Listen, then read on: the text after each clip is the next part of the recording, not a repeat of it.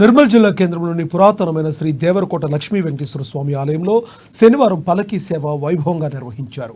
ఈ సందర్భంగా స్వామివారి ఉత్సవ విగ్రహాన్ని పల్లకీలో ప్రతిష్ఠించి మాడవీధుల ఊరేగింపు నిర్వహించారు.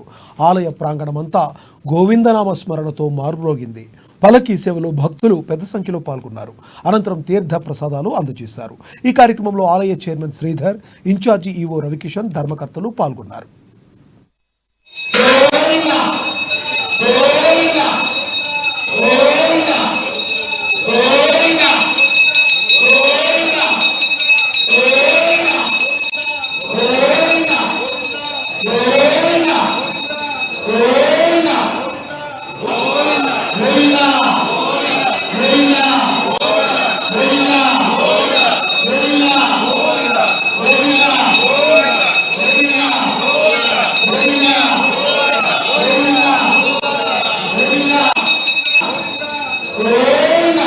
Govinda!